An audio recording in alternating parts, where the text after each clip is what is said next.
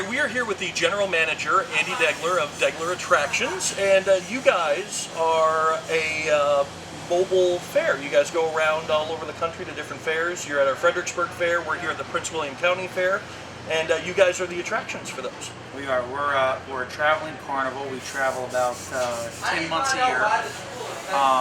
We start in Florida. We travel up the East Coast, do a lot of places in Virginia, move into Maryland. We go as far west as the Arkansas State Fair, and then kind of make our way back into the Florida area. All right, now, coaster enthusiasts are huge on counting credits. They like to count their roller coasters. So they obviously know that you guys have roller coasters, because in order to count them, they can't necessarily count like your Orient Express, or excuse me, it's the what's the small kiddie coaster here? That's a Wisdom Orient Express. Okay, there we go. I was right. So they can count that, but they can't count it multiple times if it's the same attraction. Right. So when you move around, they can only count that once. You guys also have another roller coaster here too. So it's fun to know how all this stuff packs up and travels. We obviously know it goes from place to place, but what kind of what does it take, and how long do you guys have to move it from one place to the next? Well, obviously the size of the equipment is going to determine what exactly is required for moving it.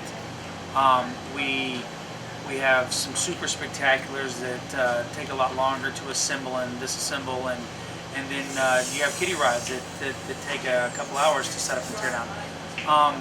Depending on the size of the equipment, determines how many trailers that it's going to take for transport. Take a coaster.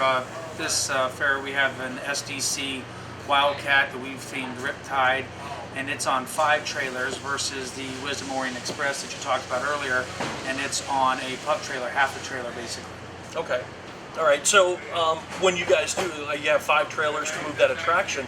Does it like right now when you guys move here? Does everybody just get a trailer and they pull it, or do you have to do multiple trips to get everything there? No, usually we'll, for the most part, we'll hire some owner-operator type drivers to come in and the day after we tear everything down, and they'll move the equipment for us across the road, and then once it gets here, we'll put it in wherever it's going to be set up, and then we'll start assembling it from there.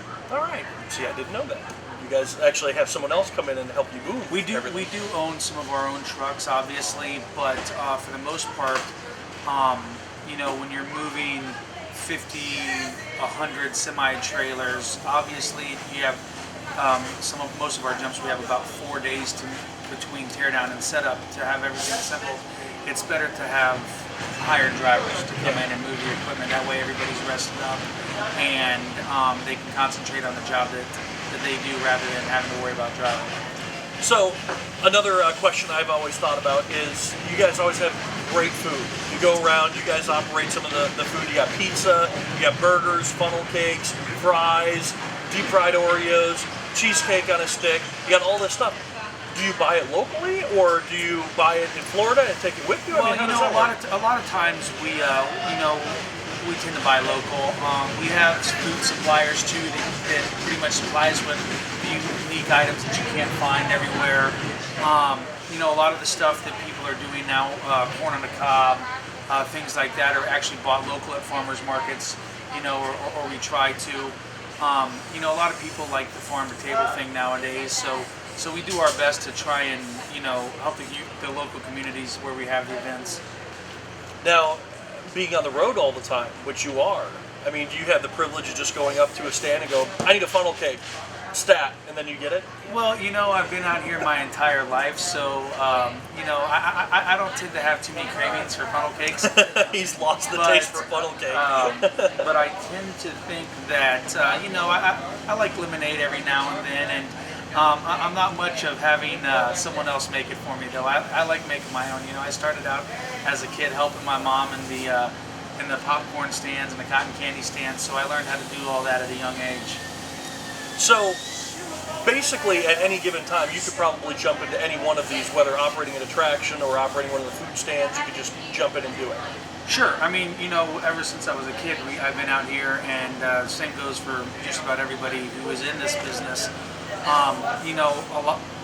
Operating the rides, we all have to do some ride operator training and everything, and from the owners all the way down to anybody else who doesn't necessarily know multiple rides, they get that training. So yeah, I can, if someone needs some help, we can all pitch in and help. All right. So let's talk about a little bit about how you guys acquire rides. We do a lot at the IAPA Expo down in Orlando. We see a lot of these flat rides that come in, and most of them, or I should say not most of them, but some of them are catered to traveling fairs specifically. They tell you how many trailers it's going to take to load that ride and what kind of equipment is going to be needed. And it's usually in the rundown of the stats. Do you guys do shopping at IAPA, or how do you guys go about picking? I go to IAPA every year. There's a couple of trade shows that we go to look at equipment. There's also one in Gibsonton, Florida.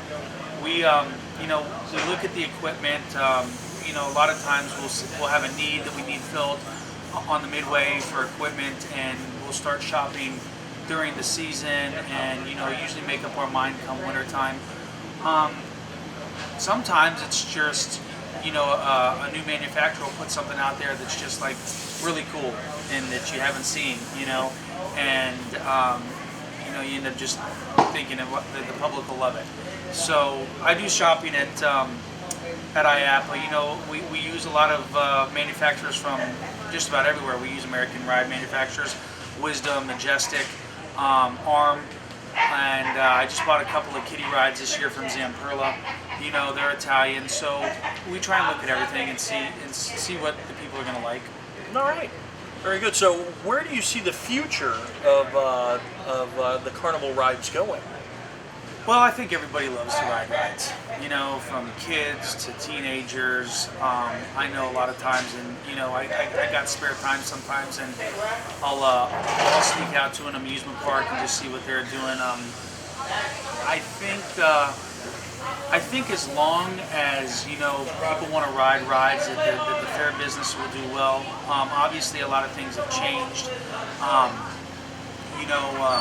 From labor to the Department of Transportation, we deal with a lot of things that we didn't contend with previously. But a lot of the designs of the equipment has helped with that. A lot of the rides nowadays are easier to assemble and are safer and are more roadworthy. So I think that the manufacturers are trying to keep up with the challenges that we face as ride operators. Very good. And favorite ride? Man, favorite ride. I have to say, one of my hidden favorites, and my fiance hates it. She won't ride it with me, and you need two riders to go on it, and that's the zipper. I mean, that's a classic. Everybody loves the zipper, and you kind of always have to have one. I tend to be more of a, I don't know, maybe a tilt-a-whirl kind of guy. It's another classic, but there's a lot of them out there that I like. I don't think I could just pick one. So what sets your guys' attractions apart from others? I mean, obviously you guys aren't the only company who provide rides for fairs. Well, everybody's got their unique way of doing things. Some people place a lot of emphasis on midway beautification or benches and plants. A lot of people, focus on their kiddie land. A lot of people focus on their spectaculars. We try and put together kind of a package of everything to where it doesn't matter what age you are, whether you're a child or whether you're a grandparent, you can come out here, spend a couple hours on the Midway, and have a good time. Now, I've seen walking around the Midway that there are a lot of plants that are on the Midway. Is that supplied by you guys, or is that something? It is. We have trailers that we tote around. We actually carry our plants. A lot of these plants are, from Fredericksburg. We carry a lot of our plants with us and do a lot of the landscapings ourselves. So I would have never thought that. I would just assume a landscape company came in and helped you guys with that. Right. But that's really unique. All right. Well, thank you very much for chatting with us. We're gonna go check out the Midway. We got Sherry and my biggest fan Nathan, and we're gonna throw them on some of the rides and see what they think about the Midway. Sounds good. All right.